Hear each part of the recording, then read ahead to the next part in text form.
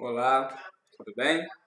Bem-vindos a mais este vídeo, é o terceiro vídeo do meu canal e vou trabalhar com vocês agora o tema tecnologia educacional. Para tanto, eu vou me recorrer a um material que eu utilizei quando eu fazia a especialização Lato Sensu, a pós-graduação Lato Sensu em tecnologias em educação à distância, que é o livro Tecnologias Educacionais de Maurício Pessoa Gebran. A capa dele é essa daqui. Depois eu passo para vocês a referência completa, certo? Ou melhor, deixa eu já passar de uma vez, né? A editora é IES Brasil S.A. Se não me engano, vocês conseguem adquirir a obra pela internet, ok? O livro ele traz uma apresentação geral das tecnologias educacionais, o conceito, tecnologia, e umas sugestões, umas análises que ele faz sobre algumas tecnologias que podem ser aplicadas na educação, mais especificamente na sala de aula para o professor, certo? Então, eu vou começar falando com vocês sobre o que é tecnologia. Tecnologia nada mais é do que a busca que o ser humano tem de procurar uma forma de resolver problemas práticos. Como assim? O ser humano necessita, por exemplo, de criar um instrumento que facilite a sua locomoção pela superfície terrestre. Então ele cria o carro, cria a moto. Carro e moto são exemplos de tecnologia. O lápis, o papel, também são exemplos de tecnologia, que tem a função de eternizar, de prolongar a informação aqui no nosso planeta. Hoje nós lidamos com tecnologias muito mais sofisticadas, porém as tecnologias mais arcaicas ainda estão no nosso meio. E o que seria então tecnologia da informação? Seria aquela tecnologia que o ser humano utiliza para armazenar, para tratar dados, criar informações a partir do tratamento de dados, certo? A gente usa a tecnologia da informação na educação? Sim, nós usamos. Como? Nossos arquivos de planilhas com notas são formas de você armazenar dados, tratá-los e apresentá-los depois. Por exemplo, fechamento de notas, certo?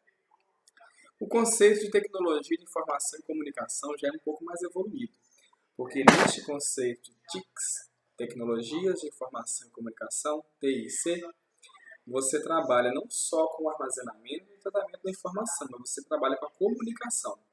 Aí sim você percebe como que a tecnologia ela pode influenciar de verdade a sua sala de aula.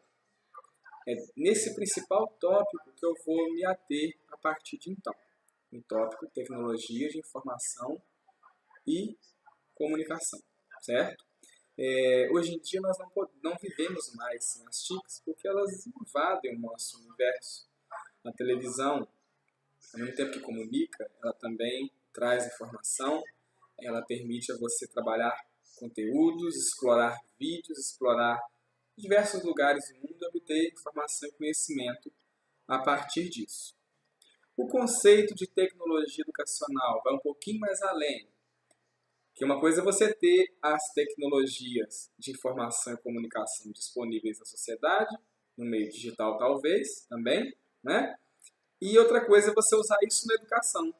Quando você utiliza a tecnologia de informação e comunicação na educação, com um fim didático pedagógico, aí sim você tem uma tecnologia educacional. Há tecnologias que são exclusivamente educacionais. E há também tecnologias que são utilizadas na educação, certo? E ambas chamaremos aqui neste vídeo de tecnologias educacionais, certo?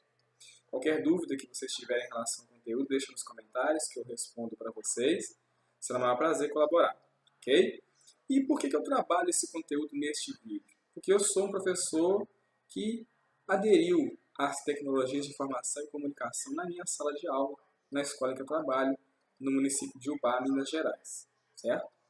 Então nada mais nada menos que um testemunho de que a inovação faz sentido e dá certo, tem resultado garantido nas salas de aula. Depende, claro, de como que você vai usar, da sua familiaridade com os recursos tecnológicos digitais. E como ficaria, então, a escola e o professor na era de tecnologias de informação e comunicação. É o mais bonito desse processo. O professor assume o seu verdadeiro papel, que é o de mediador do conhecimento. Sabemos, graças à teoria de Piaget e de Vygotsky, que o ser humano ele não recebe conhecimento pronto. Ele necessita construir o conhecimento. O professor e a escola criam situações didáticas que nós conhecemos como aula, como atividades de ensino. Mas quem constrói o saber é o próprio aluno. O maior desafio do professor hoje é ensinar, talvez, para o aluno que não quer aprender. Porque o processo de construção do saber é ativo. Ninguém realiza pelo aluno. Ele precisa interagir com os estímulos e os recursos que o professor oferece em sala de aula ou fora da sala de aula.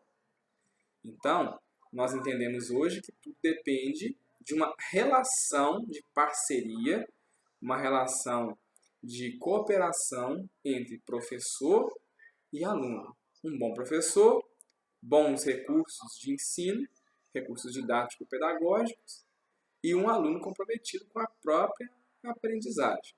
Que subentende um professor capaz de motivá-lo para tal, certo? A escola e o professor, nesse sentido, não vão mais atuar como transmissores de saber. Vão atuar, na verdade, agora como mediadores, como direcionadores. É o que eu faço, por exemplo, no meu site, Escola em Casa EAD para Crianças, que pode ser acessado no endereço escolaemcasablog.wordpress.com. Eu crio um ambiente onde os alunos vão poder ter acesso às informações que eu considero válidas para eles naquele momento. Então, eu estou direcionando o meu aluno. Estou dando fontes de pesquisa, mas quem pesquisa, quem constrói o saber é exatamente ele, somente ele, certo? O meu papel é de mediador, é de orientador, tirar dúvidas, instigar a curiosidade, ajudá-lo a construir um conhecimento, que o aluno não pode aprender sozinho. Ele precisa da ajuda de um sujeito mais experiente, não necessariamente mais velho do que ele. Pode ser até mesmo um colega, ou uma criança mais nova, um familiar ou professor, certo? Dúvidas, lembrando, deixe nos comentários. A autonomia do aluno neste momento é o mais importante, porque nós temos que formar um aluno autônomo, crítico, participativo. E o que isso quer dizer? Que esse aluno seja capaz, nada mais, nada menos, de aprender na minha ausência. Que ele não dependa da escola, do professor para poder aprender. Que ele tenha autonomia de procurar a informação.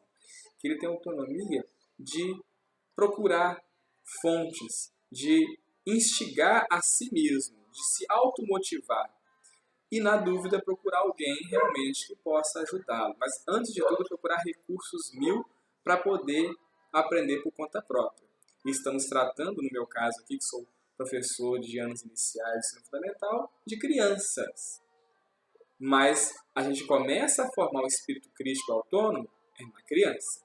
Se eu esperar a adolescência, a vida adulta, eu já perdi ali 14, 15, 20, 30, 40 anos. O tempo perdido é difícil de ser recuperado. Não é impossível, mas é difícil. Então eu devo começar desde a mais tenra idade.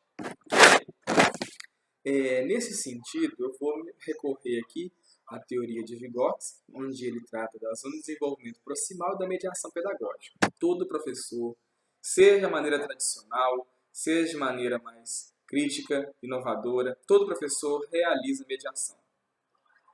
No nível mais simples ao nível mais complexo de mediação, mais tradicional, menos tradicional, mas toda ação de ensino consiste em você atuar na zona de desenvolvimento proximal de um aluno, ou seja, na distância entre aquilo que ele já consegue fazer, bem ou mais ou menos, e aquilo que ele vai poder fazer muito bem sem a sua ajuda, sem a sua mediação. O que isso quer dizer? O aluno não sabe somar, não sabe subtrair. Na escola ele aprende isso. Para ele aprender, várias ações didáticas aconteceram sobre ele.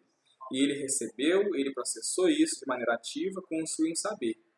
O que acontece? Esse aluno, então, passou por um processo de mediação, coordenado pelo professor, auxiliado pelos seus alunos, pelos colegas dessa criança. Beleza. Isso é o processo de mediação pedagógica em atuação direta na zona de desenvolvimento proximal. Certo?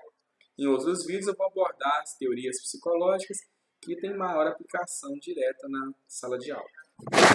E um dos recursos que eu utilizo para trabalhar com os meus alunos crianças, né, as crianças, e isso vem da minha experiência no ensino superior, é a educação à distância.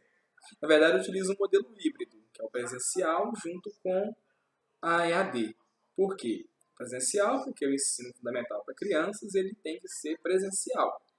E a EAD, porque eu já tenho o site que eu falei agora há pouco para vocês, onde eu ajudo os meus alunos a estudar em casa, onde quer que eles estejam, viajando, com um site, que na verdade é um blog, um tipo de site, né? Criado de maneira simples pelo WordPress. Aqui eu não estou ganhando dinheiro para poder fazer propaganda de nenhum site que me permita criar blogs, mas é o servidor que eu criei, é o criador que eu utilizei, né? Então, com este site eu introduzo a metodologia EAD para crianças. Isso é legal, porque às vezes o adulto chega na minha sala de aula, lá no ensino superior, na graduação, na pós-graduação, temendo estudar à distância.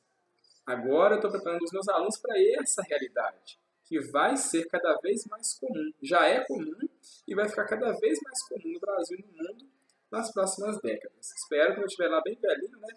Talvez me aposentando, encontrar os meus ex-alunos de ensino fundamental cursando disciplinas ou até mesmo graduação, pós-graduação, mestrado, doutorado na modalidade EAD. E o que vem a ser essa modalidade de educação à distância, conhecida como EAD? EAD nada mais é do que um processo de mediação pedagógica na zona de desenvolvimento proximal de um estudante, feita com a separação espacial e ou temporal entre o professor e os educandos, os estudantes. Para isso, é óbvio que nós precisamos do auxílio das tecnologias. Livros, que são tecnologias também, sites, plataformas de educação à distância.